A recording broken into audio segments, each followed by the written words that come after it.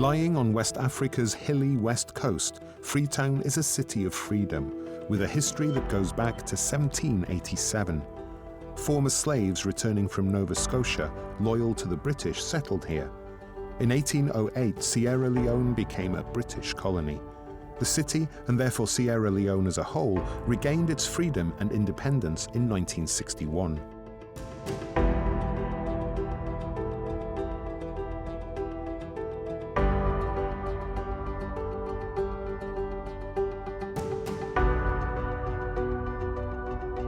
In 1967, Siaka Stevens' government was overthrown following a military coup, though he managed to return to power in a year and became president of the republic within 3 years.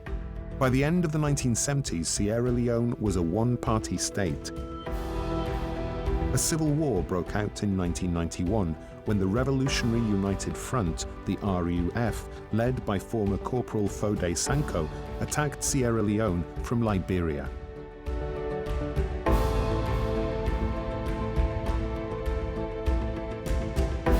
The country was consumed by a turbulent 10-year-long war that intermittently lasted until January 2002.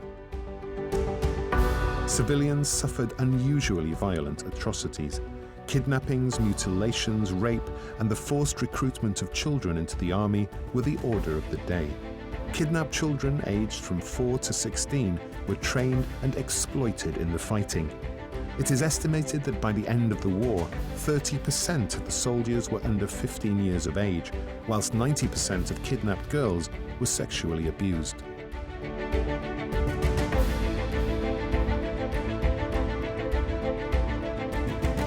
One of the war's key elements, apart from the power struggle, was the fight for access to Sierra Leone's diamond and rutile mines, which helped finance arms purchases. Through the international network of jewelry retailers, blood diamonds have supplied and continue to supply world markets.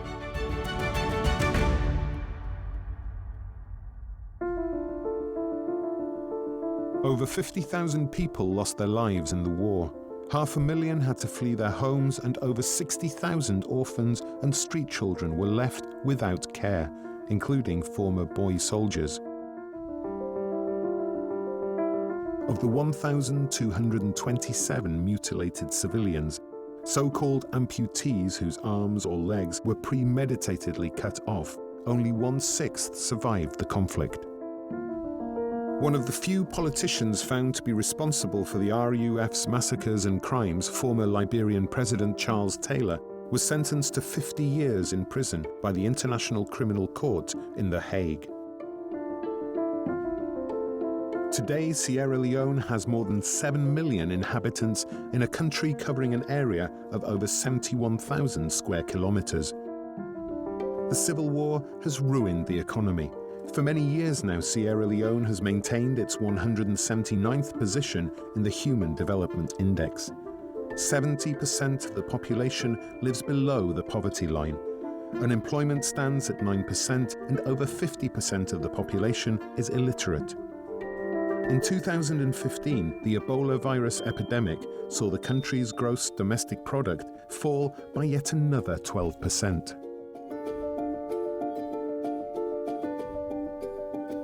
It all began in December 2013 in neighboring Guinea. Within 3 months, the Ebola virus epidemic had reached Liberia and Sierra Leone. Doctors Without Borders warned that the battle with the virus would be longer and tougher than usual. By mid-2014, and following patient protests, Liberia declared a state of emergency. Christmas and New Year celebrations were prohibited in Sierra Leone. Within 18 months, Ebola had killed more than 11,000 people in 3 West African countries. By the end of the outbreak, in March 2016, more than 28,000 cases had been reported. Nearly 4,000 people had died in Sierra Leone.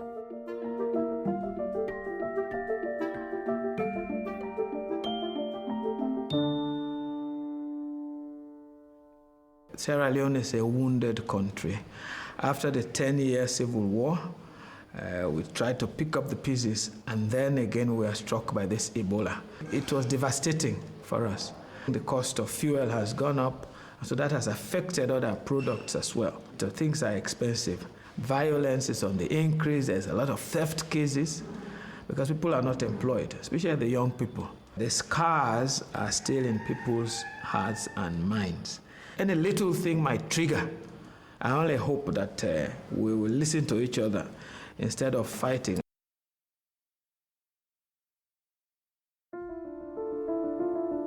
"78% of Sierra Leone's population are Muslim, predominantly Sunni.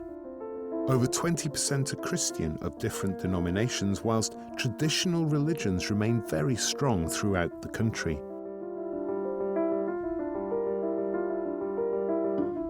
The history of the Catholic Church in Sierra Leone dates back to 1510, when Portuguese missionaries came to this land with merchants. The first native priest of the Diocese of Freetown and Bow was ordained as recently as 1961.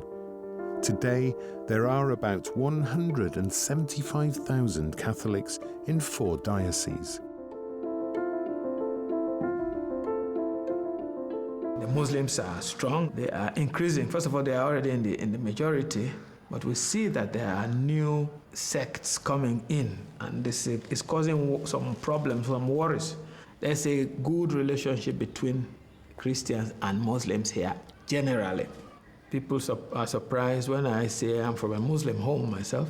My mom is a Muslim. My elder sister, another younger brother, they are all Muslims. Perhaps what might be an issue, you call them rightly sects, the various Christian splinter groups. There are so many now coming up and so on. And they preach prosperity to our people.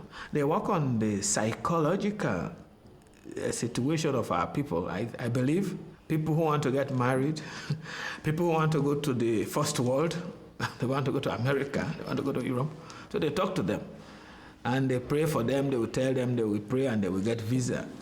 And they will pray and they will get married. They will pray and they will get jobs. We are a small group. Christians are in the minority, but we have a strong force to reckon with. The people look up to us. Majority of the schools are owned by the church. Aid to Church in Need helps us a lot to set up our pastoral facilities. We thank God for the gift of the faith. Now maybe it's time also to share, because the faith has grown. The people are still committed to the faith. The vocations are here. We have learned the faith or got the faith through the missionaries from the West, and we have kept it.